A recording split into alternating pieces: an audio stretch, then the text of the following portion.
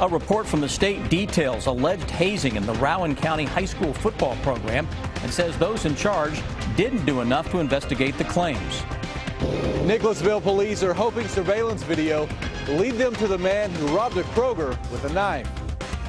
Dozens of administrators in Jessamine County are preparing for one of the worst situations that they could ever think of. They're training for an active shooter situation.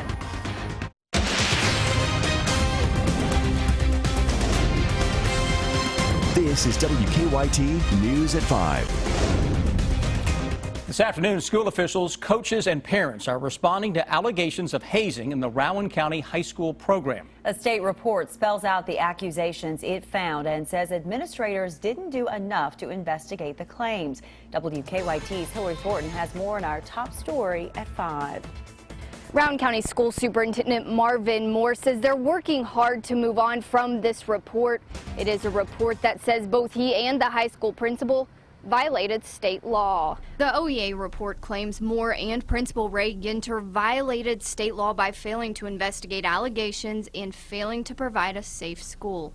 OEA investigators say parents reported that within 2 months of when Ray Graham became the head football coach back in 2014, stories of mistreatment of the underclassmen began. The allegations including stealing money and clothing, pushing, taking inappropriate pictures in the locker room, and hitting younger players over and over till the point they were crying in pain. The report also states several underclassmen suffered concussions during Graham's years leading the program, with the majority of the concussions happening during practices. Several parents who did not want to talk on camera say everything in the report is true and that they are all issues that were brought to the attention of school leaders months before the OEA investigation. While those parents say nothing was done to correct the alleged hazing and negative culture, Superintendent Moore released this statement saying, quote, "This was a personnel issue that we addressed as soon as it was brought to our attention, just as we always do," end quote. Now, several agree with the report. Many are on the other side, standing behind the former coach. It's very difficult to swallow what has been portrayed out here about our community, our team, our coaches, because it's not true. It is just not factual. Now, Graham's contract was not renewed for this upcoming season. Meanwhile, Moore, Ginter, as well as all coaches and athletic directors are required to complete at least 3 hours of safe school training. In Rowan County, Hillary Thornton, WKYT. And coming up at 6, you're going to hear from some underclassmen who played under Coach Graham. Police need your help to identify a man who robbed a Kroger. Nicholasville police say a man with a knife held up an employee in the self-checkout line at the store on South Main Street early this morning. WKYT's Victor Puente shows us the crime caught on video. Nicholasville police believe that man came to the store about an hour before the robbery. They think he was trying to wait for a time when there were as few people as possible inside. The robbery happened early this morning around 3:30 at the Kroger on South Main Street.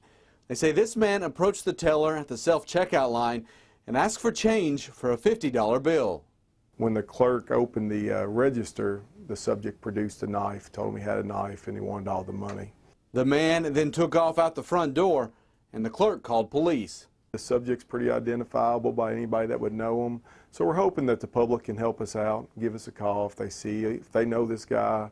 Nicholasville police are hoping someone will recognize him from this surveillance video. Security equipment, cameras there. There's always people in and out of Kroger, and he's not masked at all, so it's not one of our usual robberies. Police aren't sure if he had a vehicle waiting in the parking lot. Once he runs from the Kroger, he disappeared from the view of surveillance cameras. In Jessamine County, Victor Puente, WKYT. And police have not said exactly how much money the man was able to get away with. A jury heard from first responders today in a Lexington murder trial. Matthew Donahue is accused of stabbing his boyfriend Todd Schumacher to death last year.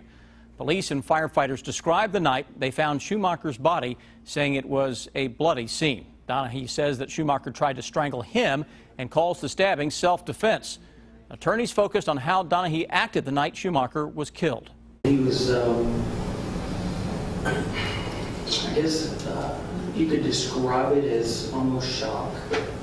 Okay. But just scared, basically. When you were talking to him, you said his eyes were closing. Was he, doing this, didn't want to look at you, or was he kind of, slow wing closing. For the second. Donahue is not eligible for the death penalty. The judge expects that trial to end on Thursday. Donald Trump is expected to be named the GOP's 2016 presidential nominee this evening, but it's his wife Melania who is getting most of the attention following her primetime speech last night at the Republican National Convention. As Craig Boswell shows us, she has been accused of plagiarizing portions of First Lady Michelle Obama's 2008 convention speech.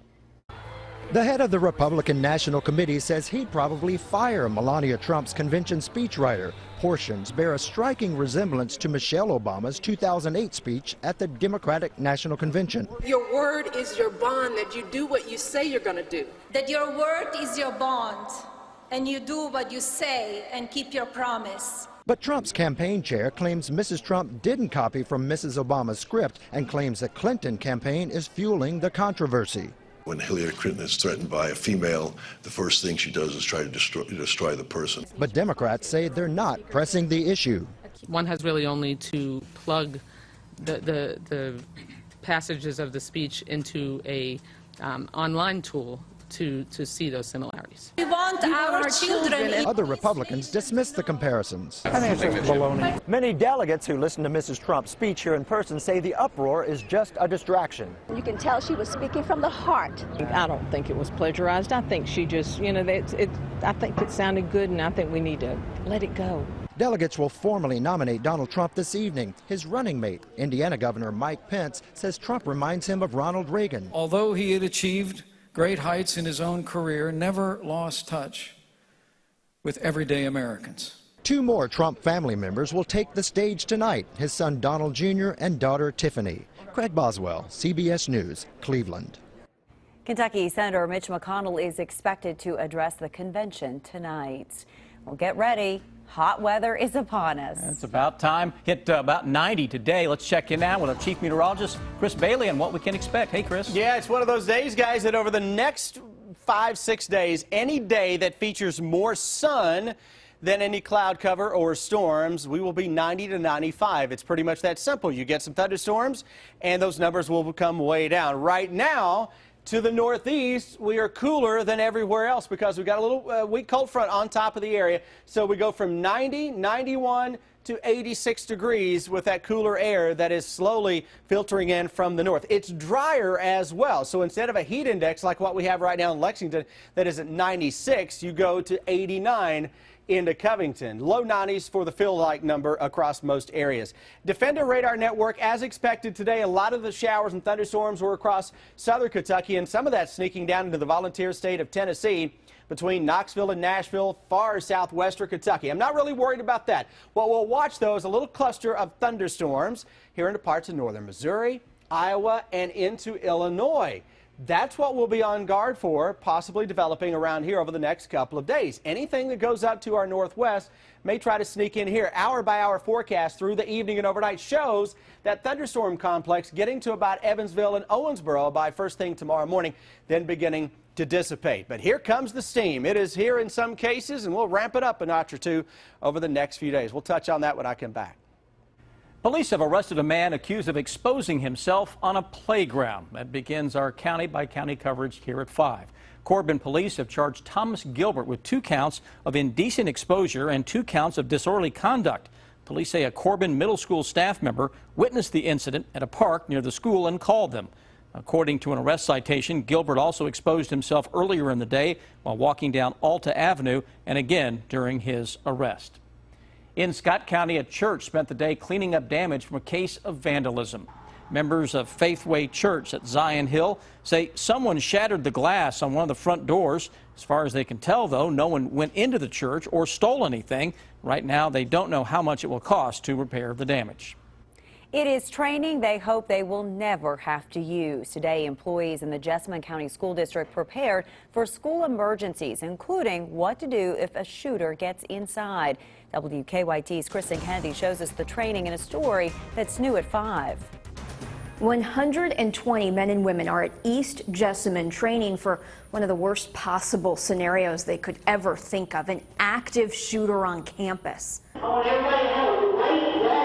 They started the day with normal announcements and ended their training simulation with shots fired. We wanted them to hear what that sounded like, so they'd be very cognizant of the fact it's not firecrackers or fireworks or what, it's a real gun. Superintendent Kathy Fields watched over the active shooter simulation.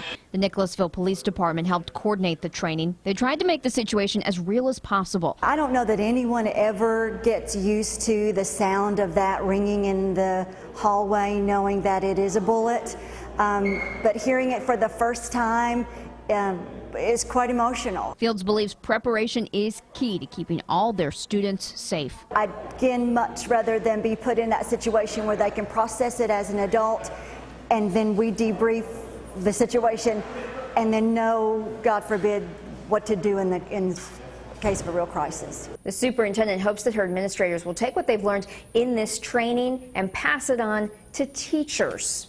In Jessamine County, Kristen Kennedy, WKYT. Superintendent Fields says Jessamine County is the first district in the state to coordinate a large-scale active shooter simulation. A bear spotted in Indiana may have traveled there from Kentucky. We'll show you the search a little later. Weight loss surgery can help teenagers struggling with severe obesity. We'll show you the benefits in better living. Now, your hour-by-hour forecast with Chief Meteorologist Chris Bailey. We continue our run of decent summer weather across the region. Over the past couple of days, we've had more dry than the wet weather, and that's going to continue into tomorrow, though the thunderstorm chances and the steam are going to start to fight it out. Let's look outside. Live sky cams from across the entire region with a mix of sun and some clouds throughout most of the region. Far southern Kentucky had a little thunderstorm earlier.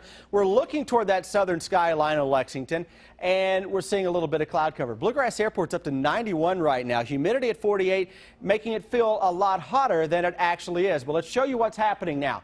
We're getting in on some cooler air across northern and northeastern parts of the region. So the actual temperature, Maysville and Covington at 86. There's a weak cold front that is out there, dropping its way on in from north to south. And look at the difference behind that front. Temperature 85 right now into the Dayton area, 87 Columbus, Cleveland, 81.